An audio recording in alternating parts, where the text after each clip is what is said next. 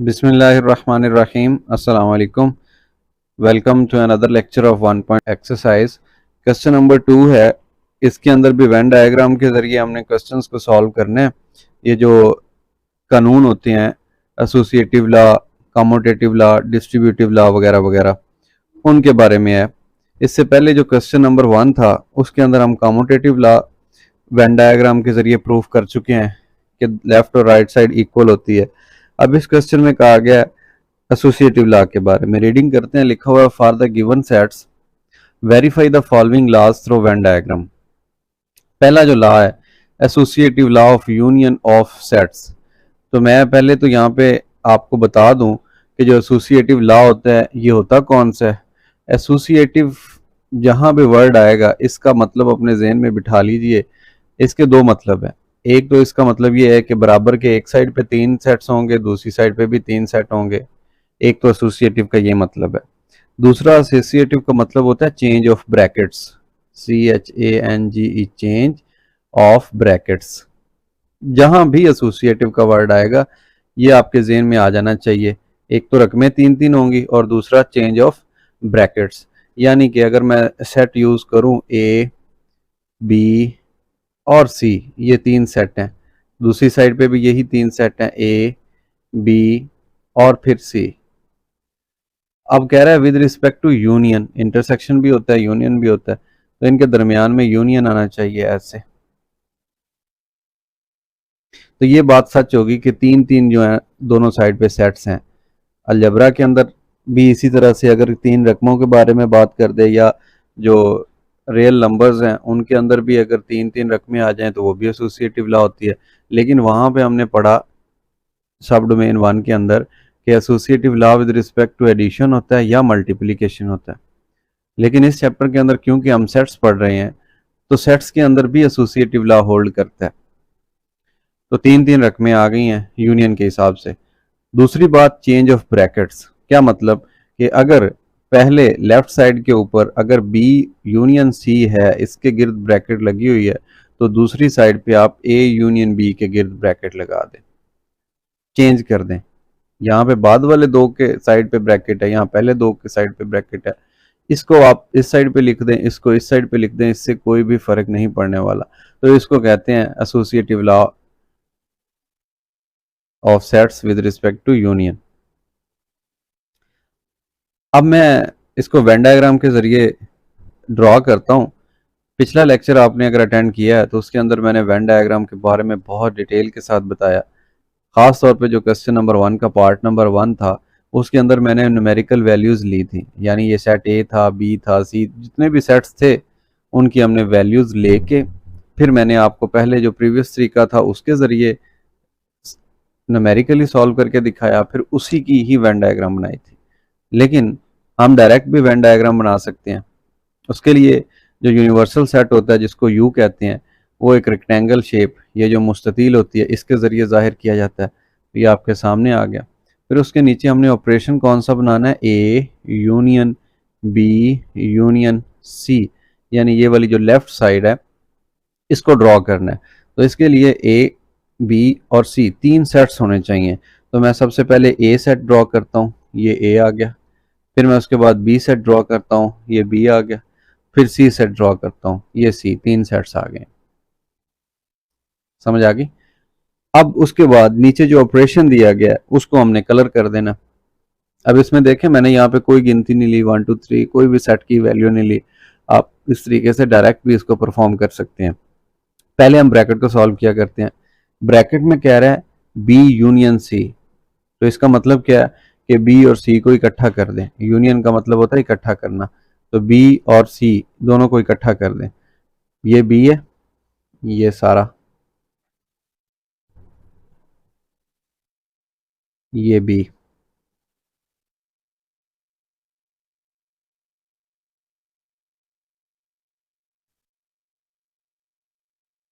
अभी मैं सिर्फ ब्रैकेट को हल कर रहा हूं।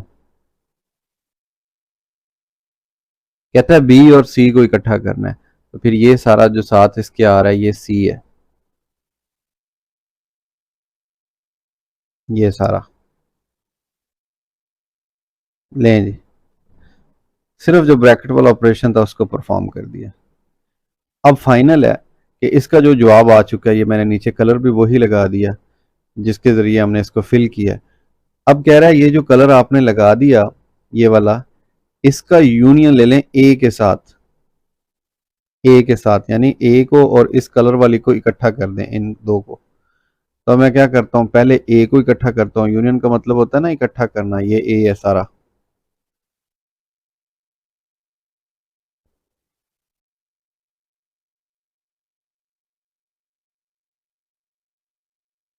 ये सारा ए है,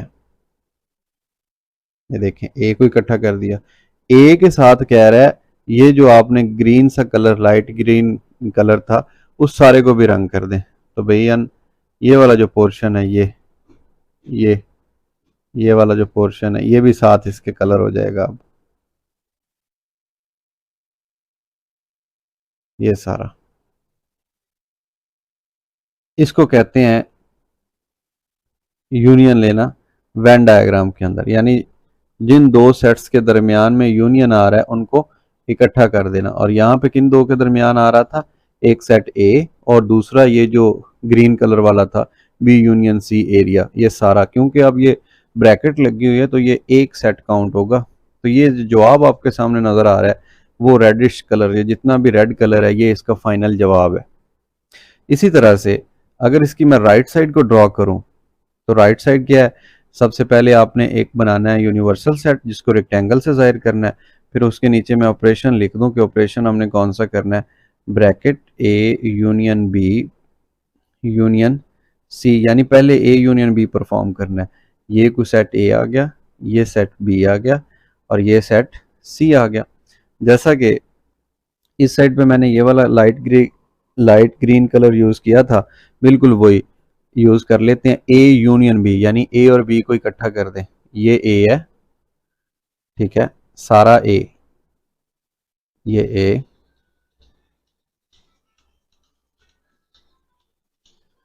और ए के साथ बी को इकट्ठा कर दें। ये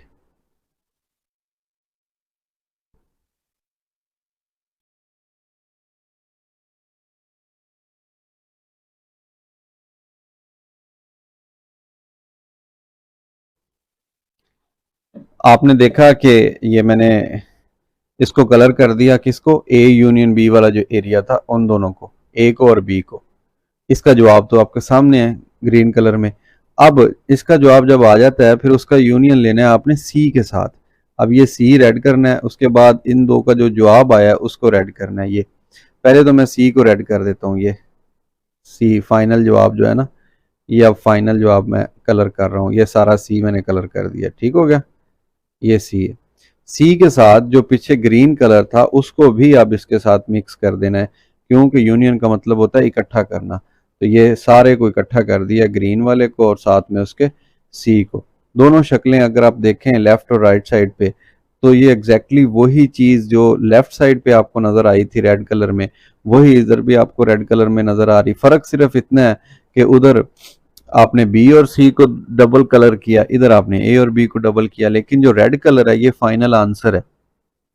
फाइनल आंसर देख लें, दोनों में सेम है। इधर भी वो ए बी सी रेड है, इधर भी ए बी सी रेड है।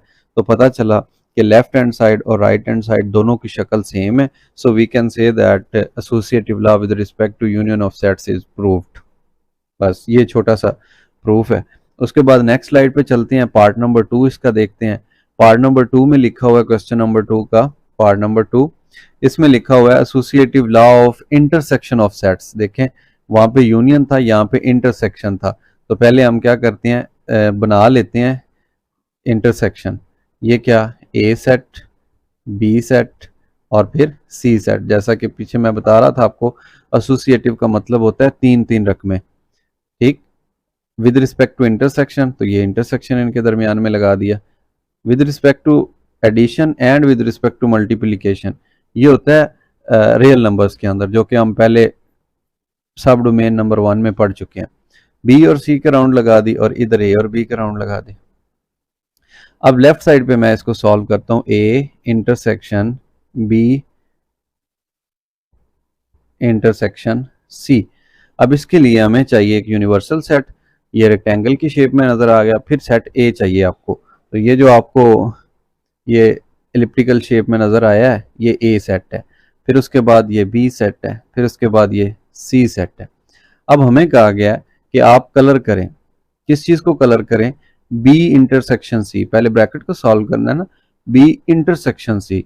अब बी और सी इन दोनों का जो कॉमन एरिया है, कॉमन मतलब जो ओवरलैप कर रहा है एक दूसरे के ऊपर, इसको बोलते हैं इंटरसेक्शन। यूनियन के अंदर कंप्लीट सेट्स कलर होते हैं और इंटरसेक्शन के अंदर सिर्फ जो उनके दरमियान में कॉमन एरिया होता है वो कलर होता है। तो ये जनाब ब्रैकेट का जवाब आ गया जो आपको ग्रीन कलर में नजर आ रहा है इसके अंदर,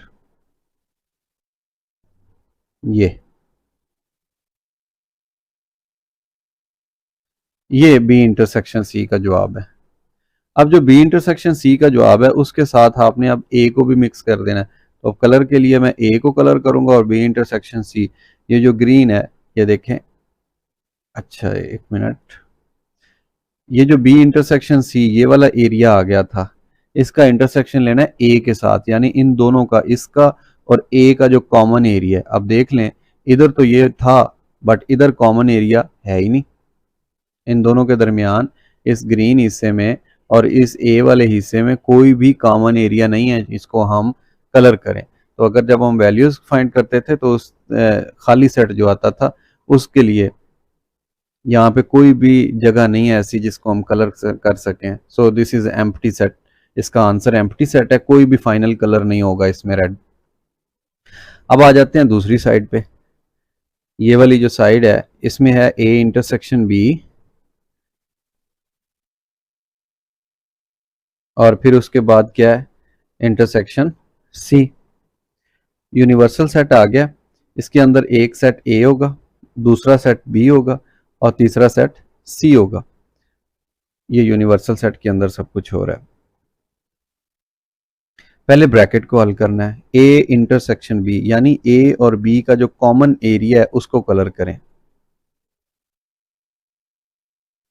ए और बी का कॉमन एरिया, ये ए सेट है ये बी सेट है, दोनों के दरमियान जो कॉमन एरिया वो देख लें ये वाला है, इसको कलर कर दें।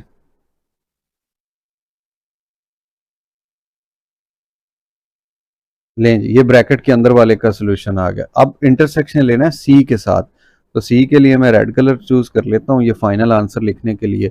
अब सी और ए इंटरसेक्शन बी यानी ग्रीन और सी के दरमियान कौन सा एरिया कॉमन है, कुछ भी कॉमन नहीं है। सी यहाँ से आके बाउंड्री इसकी ख़त्म हो गई और ये यहाँ से ऐसे ख़त्म हो गया, इनके दरमियान कुछ भी कॉमन नहीं है। सो इसका आंसर भी खाली सेट आएगा, यानी हम किसी को कलर नहीं कर सकते। अब अगर शक्लों पे गौर किया जाए तो इसका थोड़ा सा पोर्शन, इसका थोड़ा सा पोर्शन और एम्प्टी सेट रेड कलर होता है आंसर जो मैं यूज़ कर रहा हूँ एक दो दिन से, मतलब जो पिछले लेक्चर के अंदर इस लेक्चर के अंदर जो फाइनल आंसर होता है उसको रेड कलर में मैं जाहिर कर रहा हूँ। सो इसका आंसर फाइनल जो है वो खाली सेट है, कोई भी कलर नहीं होगा। इसका आंसर जो था वो भी खाली सेट था। सो पता चला कि लेफ्ट हैंड साइड और राइट हैंड साइड दोनों का जो आंसर है सेम हो गया। So we can say that associative law of intersection of sets is proved.